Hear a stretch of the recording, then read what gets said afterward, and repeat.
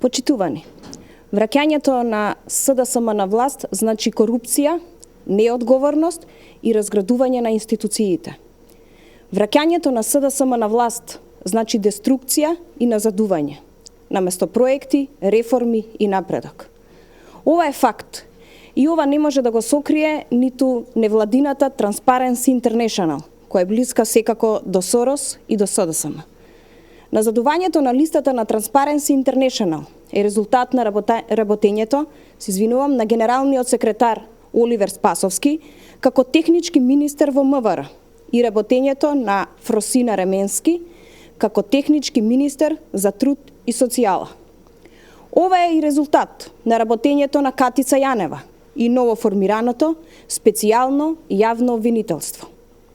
Оливер Спасовски ќе остане запаметен по тоа што цела година, откако ја извршуваше функцијата технички министер, не реализираше ниту една акција за сузбивање на криминалот и корупцијата.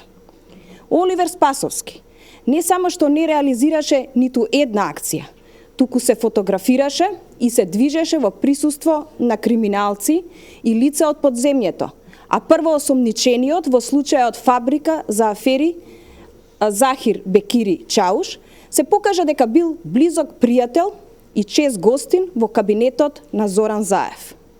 Почитувани, ништо подобро не се однесуваше ниту специјалното јавно обвинителство. Наместо да го гони криминалот, се става во негова целосна заштита. Првиот чекор на Катица Јанева беше укинувањето на притворот на Зоран Верушевски, а незиниот непрофесионализам и пристрасност кулминираа со аболицијата на криминалецот Зоран Заев за неговата одговорност во случајот Пуч. Нема посериозен доказ од склоноста на СДСМ кон корупцијата од видеото кое што ја виде целата јавност, како аболицираниот криминалец Зоран Заев бара подкуп на струмичките бизнисмени. Ова се ефектите од враќањето на СДСМ во власта и од непрофесионализмот на нивните послушници.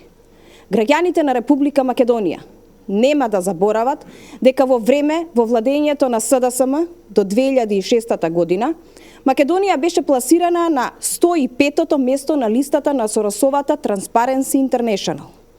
По заслуга на криминалното работење, Македонија беше црна дупка во која што царуваа шверцот и корупцијата. Таквото време помина.